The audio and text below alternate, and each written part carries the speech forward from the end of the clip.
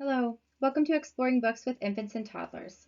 This webinar is part of the Let's Talk Quality webinar series, which has been created and facilitated by members of the Pennsylvania Keys Program Quality Assessment Team. This session was originally shared live on January 13th, 2022. I'm Lisa Wervinski, and I'll be sharing with you today. As we get started, I would like you to take a moment and think about your first memories of books or reading. Where were you?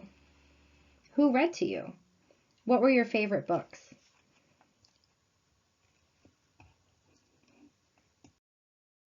Why share books with infants and toddlers? Book experiences strengthen bonds. Interactions and relationships are vital to children's learning. Books provide an activity that can be enjoyed by both the child and the adult. The shared activity of reading together while sitting together promotes feelings of trust and security. It's also an opportunity for a reciprocal interaction, for a back and forth exchange to occur. Books develop cognitive and language skills. Books immerse children in sounds and words and language. It increases their vocabulary. They hear words that they don't hear in everyday conversation.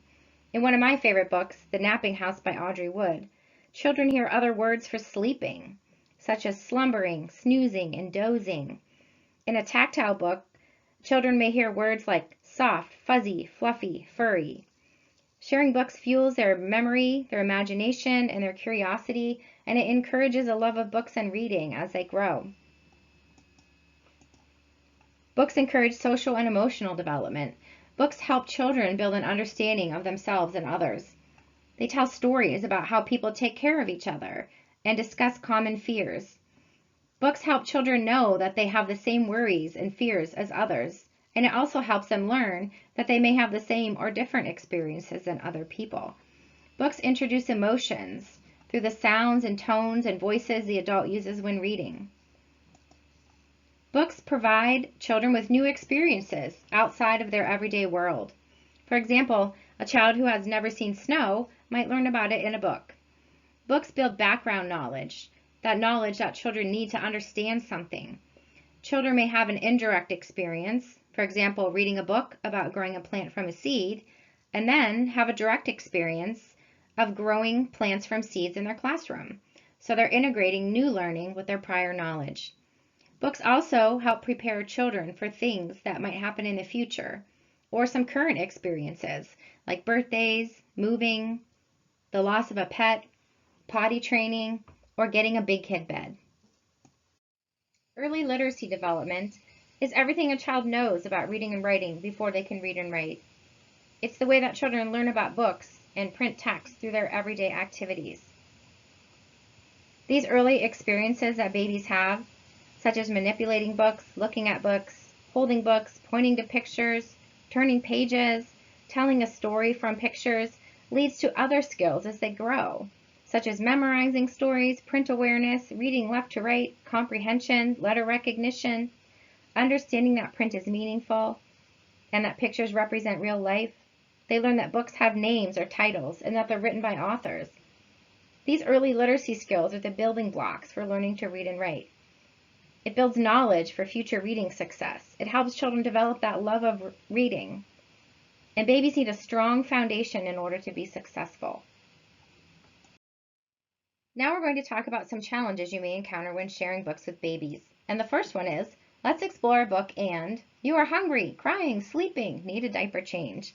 With young infants, we need to take advantage of those moments when they are ready to interact and engage with us and a book, even if it's just a few minutes. Literacy starts with a love of and interest in books, and infants need to have pleasurable and positive experiences with books so that they want to keep learning about them. Remember, we don't learn to love to read by ourselves. And you don't have to actually read the book. Infants are more interested in your voice and your facial expressions. You can talk about the illustrations. You can make up a story. You can just look at a few pages. Just make sure the baby is interested and ready for interaction and take advantage of those moments. I'm not sure how many of you remember the movie 3 Men and a Baby from back in the 80s. But there was a scene in which Tom Selleck's character is reading a magazine article about a boxing match to the baby. And the other character comes in and says, "What are you reading her?" And Tom Selleck replies, "It doesn't matter what I read. It's the tone you use. She doesn't understand the words anyways. So once again, we just want to take advantage of that moment when their attention is caught by the rhythm of the words or the pictures on the page. Now watch this quick video showing a young infant who is engaged in a book experience. These chicks. How about yellow? You like yellow? How about yellow?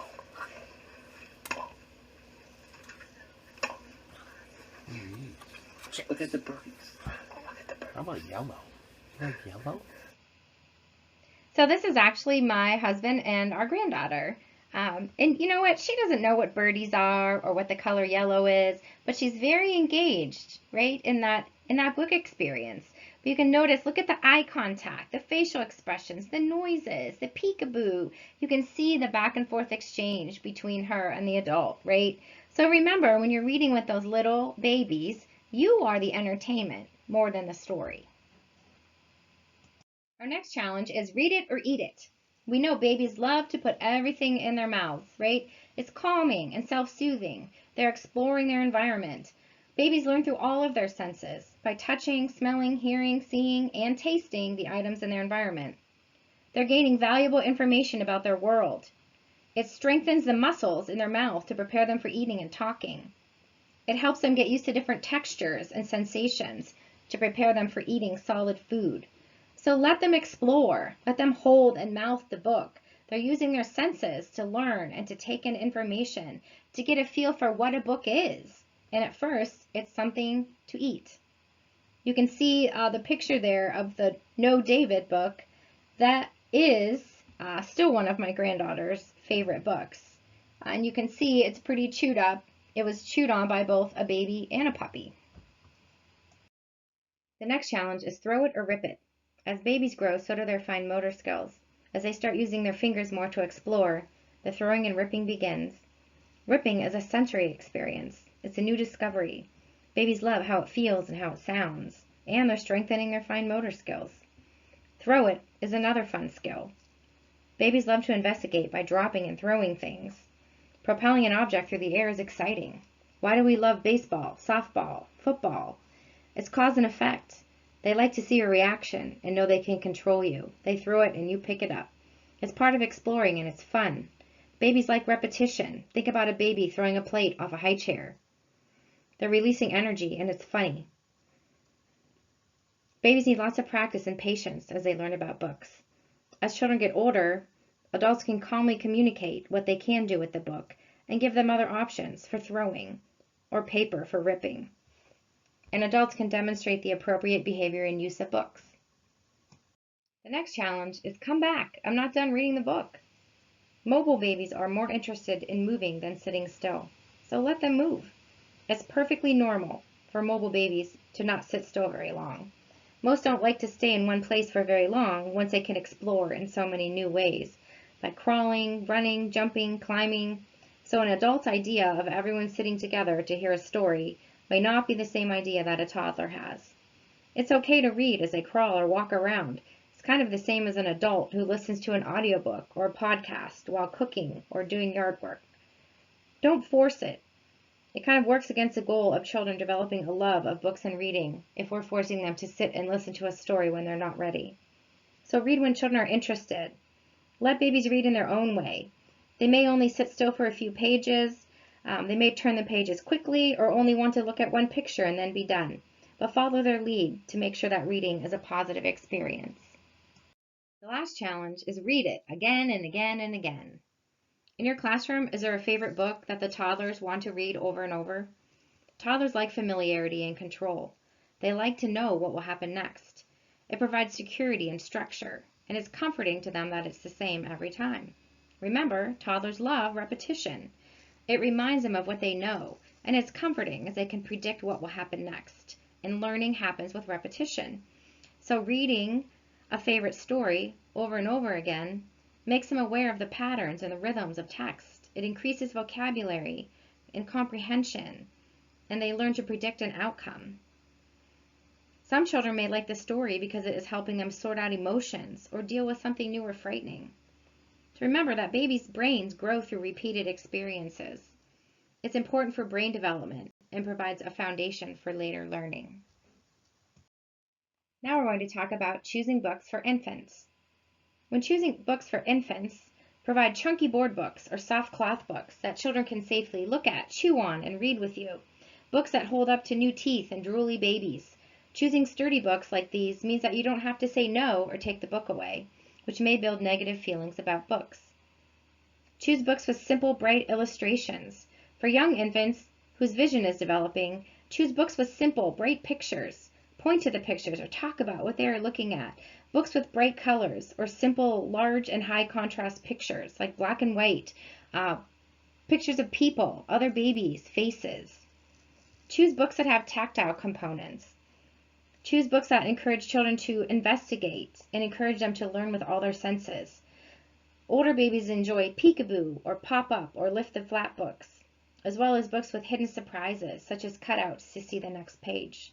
They like books that are soft and furry with lots of texture, and interactive books that encourage them to sing along, wiggle their toes, or clap their hands. When choosing books for toddlers, choose books with simple storylines and questions. Choose books with familiar experiences and comforting routines, things like meal times, saying goodbye to mom or dad, potty training, getting a big kit bed, getting a boo-boo, or the loss of a pet. Toddlers enjoy books with lots of action about everyday experiences that help them explore and understand the world. Choose books with predictable text. Rhymes and stories with funny-sounding words are all fun to read aloud.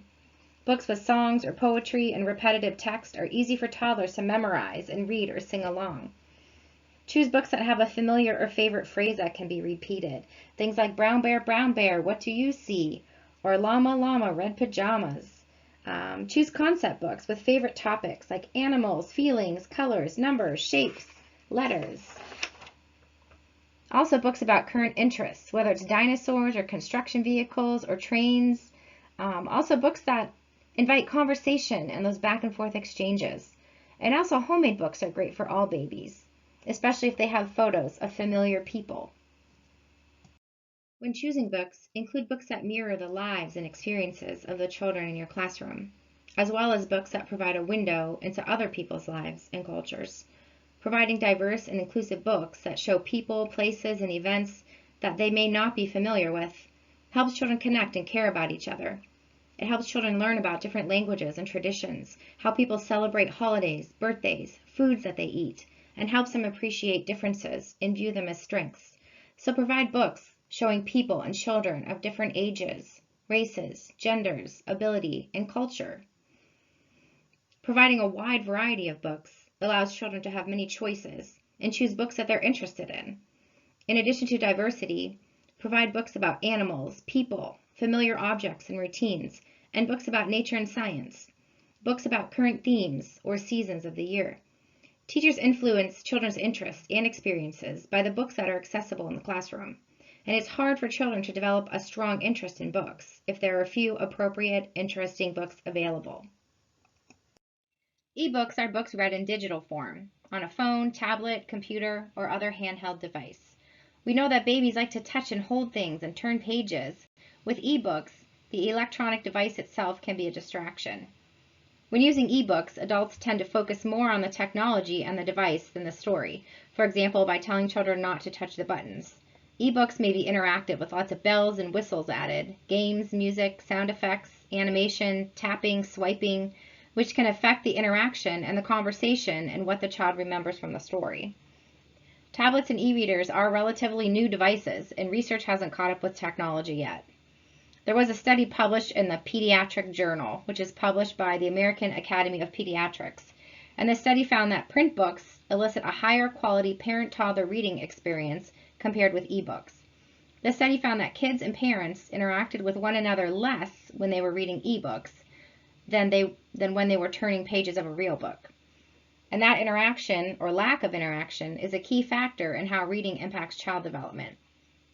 The study found that when parents and children read print books, they talked more frequently and the quality of their interactions were better.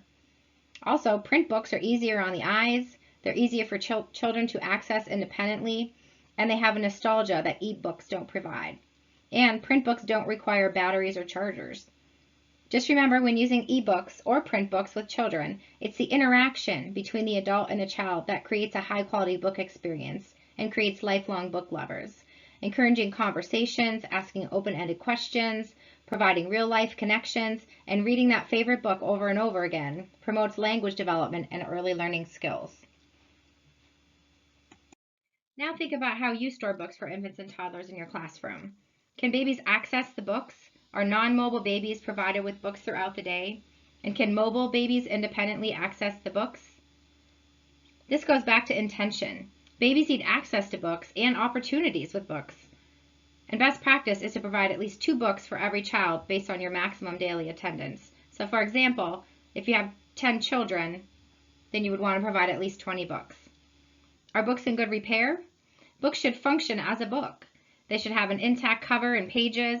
There should be no torn or missing pages, no scribbles.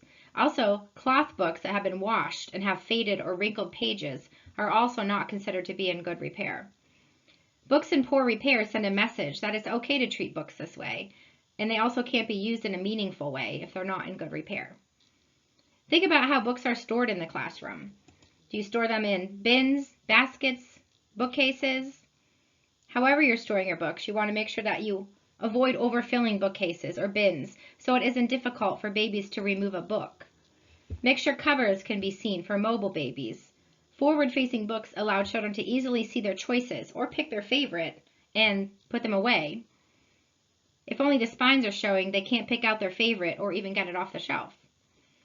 Store books throughout the classroom. Store them where mobile babies can access them independently and where teachers can easily reach them and provide them for those non-mobile babies. Think about your classroom. Do you have a book area for toddlers? Is it out of traffic? Does it allow children to relax while they explore books? So a book area could be a small table with child-sized chairs and books. It could be a cozy book area with books and soft furnishings. However you set up your space, avoid placing other materials in it that will distract from book use or create noise. And make sure that the purpose is clear, that this is an area for using books. Here are some things to think about when using books with infants and toddlers. When reading to a group of children, don't force them to participate.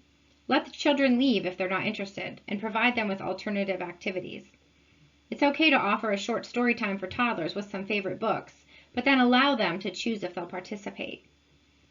Avoid negative messaging, such as, we need to sit and listen to the book or we can't go outside, or if you're not listening, you'll have to go sit at the table. Book experiences can be teacher or child initiated, but they should occur when children are interested. Help children be actively involved. Help an infant touch a picture. Let a toddler turn the pages. Ask questions that children can answer. Allow children to choose the books. And make sure everyone can see the book. Rotate books, at least monthly. You can rotate for interest, by theme, for seasons. Also, don't always make books part of a transition. For example, everyone get a book and sit on the rug. Or after lunch, everyone stays on their cots with the book until nap time. Sometimes this forces children to use books when they're not interested. Or sometimes children who are interested don't get to hear the whole story. For example, if you're reading a book to a large group as a transition to lunch, children who are interested may miss part of the book as they're called to use the restroom or wash their hands and sit at the table. Thank you for taking time to watch our webinar on exploring books with infants and toddlers. Just take a moment to reflect on the question on the screen. How will you apply the information from this session into your daily interactions with infants and toddlers? Maybe think about something new that you learned, or an idea you'd like to try, or maybe something that you're already doing that you can do even better. This webinar is part of the Let's Talk Quality webinar series. This series runs the second week of each month, and the Let's Talk Quality series also includes our blog. The blog includes posts that are relevant to early learning professionals and professionals that work with school-age children. A new article is posted every Wednesday. The blog post during the week of the Let's Talk Quality webinar will always tie into the topic of the webinar. We also have a Let's Talk Quality Spotlight event 2 weeks after the webinar. This is an opportunity for you to continue the conversation around the monthly blog and webinar topics. You can also ask the Program Quality Assessment team any other questions during that time. Once again, thank you for joining us. I'm Lisa Werbinski, and you can see our contact information is up there on the slide. If you'd like more information, or you have any questions, or you would like to know how to join our Spotlight event, please reach out to me or Tracy and we can help you.